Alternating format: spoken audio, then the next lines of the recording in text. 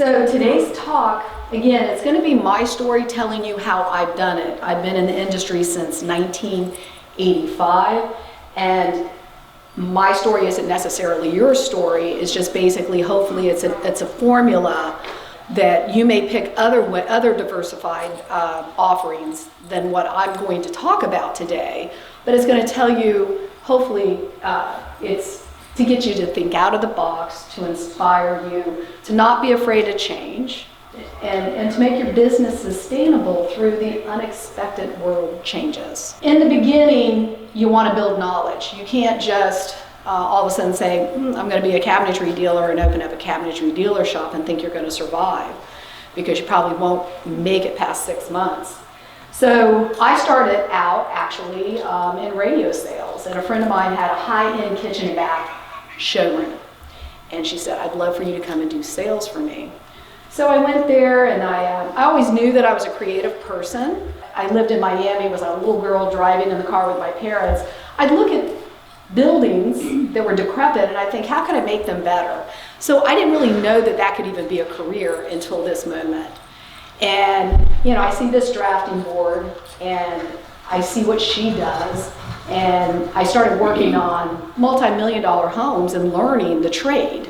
And I thought, wow, how cool is this? I started in the high-end kitchen and bath business, starting out doing sales, but I wanted to learn more, right? So I learned how to design, and I sought out courses just like you all are doing today to gain my knowledge, which is super important in anything you apply to your business. So why certification matters? We have this little thing here. If you're having a heart problem, do you want to go to a general practitioner? No, you want to go to a cardiologist. If you want a new kitchen or a remodel, are you going to have a builder do that? Wouldn't you rather have a certified kitchen designer doing it? So even in a competitive world that we're in, you're probably going to get that contract over the one that's just a cabinetry dealer. So I believe wholeheartedly in this, and I know some of you are saying, oh, that doesn't matter, but I'm going to show you why it does. It gives your client confidence that they're hiring a professional, and nobody can take that from you. So it is worth the sweat equity to do that. If you have your professional CKD, CBD, and CIDQ, whatever, you got to have 20 hours every 2 years. So you're going to learn. And why not pick things that you're going to be able to apply to your business for another revenue stream? Photographing your work. This is so important, and I learned this early on, long before there was an internet. Your portfolio proves that you do what you do. You don't just say, oh, I do kitchens and baths. I can show you, but you have to keep it fresh. So I recommend that even when you're writing a contract, that you put that in the contract, that you're able, when the job is completed, to be able to come in and photograph your work. Super important, because as soon as the people move in and start living there, it's no longer your project. It's not going to look the same. So, but it's very valuable to capture that, to keep your portfolio fresh. You want to enter your projects in every category you can enter them in. You only need to win one national award to claim to be a national award-winning designer, correct? So why not do the effort? But if you don't photograph your work, you can't do that. Because it is all about marketing who you are, right? If you can't talk about it, if you can say, I'm a national award-winning designer, people want to listen to you. That's why you guys are here today, right? You're not just listening to somebody that hasn't been in the industry 37 years and done the things that I've done. So if you don't, you've lost that opportunity, and you don't want to do that. As it says, if a tree falls in the forest and no one hears it, did it even fall? Because very quickly, the work that you've done goes out of style. Very quickly, it's off trend. And if you're showing an old portfolio, it's not a good look to the possibility of bringing in new clients, correct?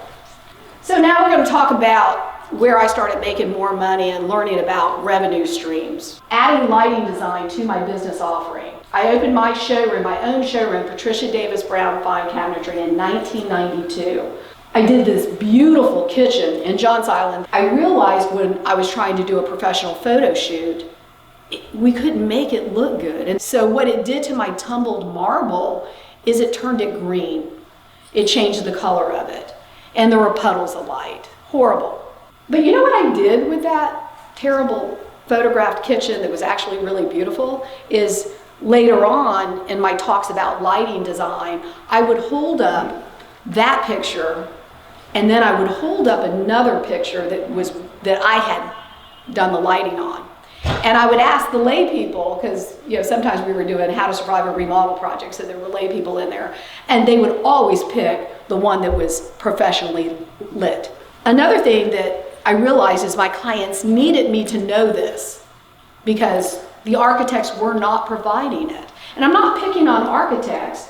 They do a lighting plan, but I test anybody in here to find an architectural lighting plan that is a true lighting plan. I went to GE, I went to Cooper Lighting, I took the fundamentals of lighting, I took courses by ASID, but the best course I took was at KBIS through the NKBA. It was Lighting Made Easy by Michael DeLuca. And his book, which, don't I ladies, I have like 3 of them because I sent my staff to his class. I took his course twice myself. I was having lunch with him after that course and I asked him a question. He goes, "You really read my book?" And I'm like, "Yes, I did." By me gaining this knowledge, not only did I make my jobs better, but it closed my contracts. And then I was also able to add it as an extra charge or service. And in many times to this day, I am still hired just to do lighting design, which is I charge by the square footage, do the calculations on a whole house. That makes very good money, and it's no product. It's all up here. I took a big downtown office, 7 plate glass windows. I could show my automation, or it was fully automated. I could show all my lighting design, had a little lighting lab. I had, my cabinetry, had a big boardroom, and I had a brick and mortar full of employees. But I no longer liked my life. I was managing people. And either I couldn't find good employees or I just sucked at that. That's not what I should have been doing. The recession was my best friend for a lot of reasons. It was the end of the world as we knew it. When I started out in 1985, I was always told that the high-end industry would never be touched. That people with money always had money, and they would always spend the money. The high-end market all of a sudden was impacted, right? The recession was teaching me. Plus, I wasn't really happy with my big brick and mortar. I found out that I'm not making any more money, I'm paying a bigger overhead, and I'm working harder because I can't get the employees to work. I heard there was a recession coming. I decided I better get ready for this. So all the slackers that were working for me, gone, right? Bye. I kept one AutoCAD person and one estimator. But now, for the first time in my life, I actually had time. I had time to learn again, right? I wasn't just busy. In 2008, I took note that we had a lot of tire kickers coming in thinking everybody was running into trouble, so you're going to work for me for free. I'm like, no, I'd rather drink a martini poolside than to design for you for free. So you're going to pay me to do this design. I took in $20,000 that summer on design fees that never took off because the world collapsed. 2008, I saw a change. It wasn't homeowners coming in, it was investors seeking opportunities, meaning people buying up the old properties of Johns Island, looking for a place to put their money.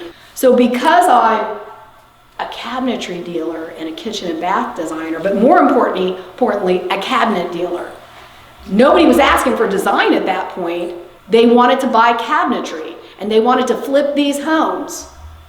So my hat of cabinetry dealer went on. Because I'm all these things, I could shift and move and dance with our world as it was changing.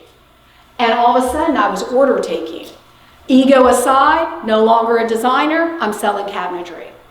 And I hit a record number year in 2008. We actually closed the showroom either at the end of 2009 or 2010. So we're in this big empty building. And I said, we're at ground zero. The bubble has burst and we're in Florida. If we're going to work, we've got to create a way to work. We've got to take our services and who we are outside the borders of Florida. In the internet, which I knew nothing about, I promise you, it scared me. I had enough people that worked for me, I didn't have to pay any attention to that. Now I do. Now it's time for me to learn. It's time for me to gain more knowledge to change with our world. So I said, why not start professionalkitchenandbathplans.com? Let's sell plans all over the world. Sounded like a good idea to me, so I started that.com. And they were like, yeah, why don't we open PDB homestore.com and sell product too? Yeah, why not? Sounds easy, right? I was pretty naive. And then the SEO people that were building our sites, they said, well, you need a blog. And I'm like, what's a blog? They're like, well, you got to write about what you know. I said, well, how often? And they're like, well, like every other week or whatever. And I'm like, okay. So I made sure that PKBP was professionalkitchenandbathplans.com, has nothing to do with me. PDB Home Store, so my name's not on there. digthisdesign.net and .com. I was a yogi at the time, learning to be in the present, starting to love my life again. I said, oh, that's perfect. That's what I want for my name. None of which had my name on it. I wanted an exit strategy. If anybody picked up that phone and said, I want to buy one of these companies, I'm selling it to them. I had it. I could exit out at any time that I wanted to, right? So I closed that brick and mortar. Never did I look back. I began to hire the younger generations. There was a lot of talk about, millennials and entitlement and everything else. Well, you understand that I had been in business since 1992 and couldn't find a good employee, right? And they were either my age or somewhere close to that. Opened up a home office, closed the biggest job of my life by somebody building a 20,000 square foot spec home on the ocean. So I was back in business, let me just say that, catch up. I could do this all by myself if I wanted to, So anyways, I had a young design student call me and say, I will work for you for free. Her name is Stephanie Davis and she's sitting right there. It was 9 years ago. And that intrigued me. Well, maybe I'll talk to you. And she came in, I looked at her and I thought, okay. All right, we'll give this a go. She's pretty cool. And, I learned as much from her as she did from me. Why? Because I had 3 internet companies now, and I did not know the language, okay? And she wanted to learn from me, and I wanted to learn from her. And I have found, now I have 2 Gen Zers, incredibly brilliant, and they want to work. So I don't know where this reputation comes from, but this is the first bunch that I have ever that truly wanted to work. And they do. They work independently. I don't have to micromanage because I hate managing people, right? They want to learn, they want to create a career, and that's what they do for me. So becoming an influencer. Well, that was a new terminology I didn't know about. But guess what? I guess I was an influencer. And this is how I found out. So Stephanie and I were trying to figure out this whole internet thing, and we were working hard on all 3 of the internet companies, and we were doing design jobs. Business had picked back up. I'm working from my home office. I'm working in Palm Beach. I'm working in Vero Beach, and it was tougher after the recession. People were different, right? So design was tougher. And we had the internet companies going because I'm diversifying, right? I don't want all my eggs in one basket. That's one thing that the recession taught me. To be sustainable, you need to be diversified. So I was trying to keep all that going. Aha moment. The blog was the business. So I get a phone call from a PR company out of Chicago, and they say, Patricia, have you ever heard of Delta faucets? And I said, yeah, I would never expect that. Because back in the 80s, in one of my own homes, had a Delta faucet that leaked all the time, and I was just, I don't know what I meant. They said, well, we're starting a luxury brand called Brizo, and we want to introduce you to it, and we want to fly you to New York City, to New York Fashion Week. We've aligned ourselves with Jason Wu, the fashion designer who designed Michelle Obama's dress for the inauguration, and we want you to attend the fashion show and to go to the after party and meet him.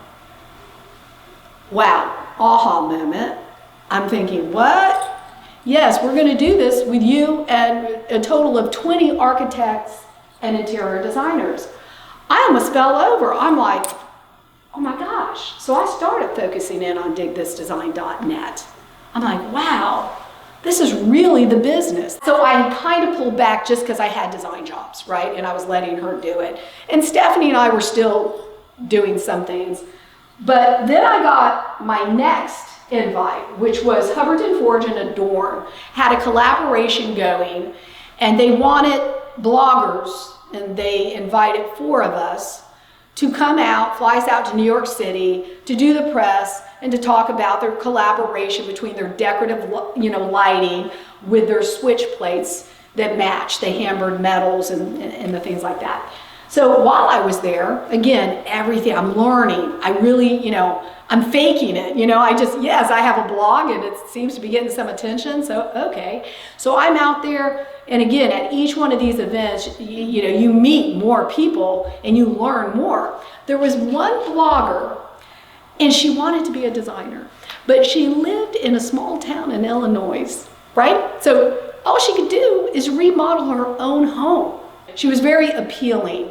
So she started giving us tips about, you got to get on Instagram. And I'm like, oh my God, not another social media. Twitter, I didn't like any of that, but I knew I had to do it. We're in a new world and I'm learning.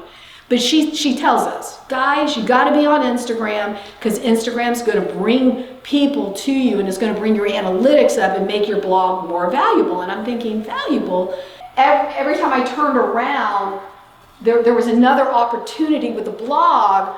Again, our world was changing, and not only did I need to be a designer, but I also needed to be a marketer, right? And the blog was part of that, and social media was part of that, which I was still learning that. Then I get a call from the NKBA, and I was one of the first KMB insiders. I don't know if you all know who or what that is, but they had put 6 people together, influencers. So there was, HGTV stars, 2 of them. There was 2 designers out of New York. There was a big blogger out of Texas, and there was me, the influencer. Like I said, I didn't know what's an influencer. I guess I'm an influencer, right? Another diversification of my company. So they call me up and they're like, we'd like to hire you, and we're going to pay you this to fly you around the world to speak on stages at shows in Milan, Spain, all the AD, ICFF, with these really cool people that we've all become very good friends. And every one of these events too is networking. Is like, I can't go hardly anywhere and not know other influencers. Let's just call them movers and shakers, right? Basically, if you just stay in one place, you're never going to be that mover and shaker. So now I'm a KMB insider for a year, and I travel the world with these really cool people talking about what I love, design. After that, I was invited to serve on the national board. It was a great honor for me. And I served a 2-year term with really major, CEOs of companies, and was a part of this. Wow, the world, the doors just keep opening and opening. And the reason that they do is what I've been talking about, gaining the knowledge, not being afraid to step out of that box and expand and expand and expand. And sometimes it's just a surprise. Like, what's an influencer? Me, I'm an influencer, right? So then I served on, I get a call from Decor. Somebody there knew me. They said, we got to talk to this influencer. And they paid me to talk to me. Decor had just been purchased by Samsung, and because I'm so old and I've been in this industry since 1985, I know Decor and when they began. But anyways, they called me and they wanted to pick my brain. Then they called me back and they said, look, we want you to be part of our advisory board. And so here I am again, back with these really, another bunch of cool people. And they're flying me to Korea, to Samsung, where we go walking into Samsung, and there's this screen that's spread across the whole huge place with all our faces up there. I'm talking, guys, sky's the limits, right? We're the influencers. They were there to greet us, and they wined and dined us and showed us Korea, and it's just amazing, you know? So it just kept happening. And even today, selected as one of the voices for the industry, speaking to you today is a great honor. So every day I open my email because of the things that I have done to not be afraid to make the changes or to think even that I can do it. I'm here today speaking to you, and all these things that have happened to me are the steps that I've taken to make things happen. Out of all the 3 internet companies, there was my company. Didn't even know it. I always knew that the internet companies were stepping stones taking me somewhere that the universe wanted me to go, and I had to believe in that. It wasn't what, you know, and I didn't think it would be my end all, but I never imagined that Dig This Design would be that company and its multiple streams of revenue. So think about that. Because I was so scared about being put in a box again, that Dig This Design is not a design blog. It's a lifestyle blog with many topics, right? I gave myself an opportunity to do this with it instead of doing this. Every time you've got a change in our world, that's when we learn the most, right? That's where we learn to dance, learn to shift, learn to move. We watch businesses that were able to make the shift quickly, such as restaurants. I mean, they were hit hard. The ones that survived are the ones that adapted to the online delivery services and outdoor dining. What makes a survivor is the ability to change and adapt to the new world, to diversify your offerings. How was I able to create revenue streams? First, knowledge. I have to build the knowledge. I call that sweat equity. Becoming a professional, I absolutely think that matters. Photographing my work so I can talk about it. And I evolved with the changing world. I didn't get scared. Everybody was scared, but I kept moving and I kept learning. With each change, I learned more. That a challenge will teach you the most. So that's it. Go out and be fearless, guys. Questions? Thank you.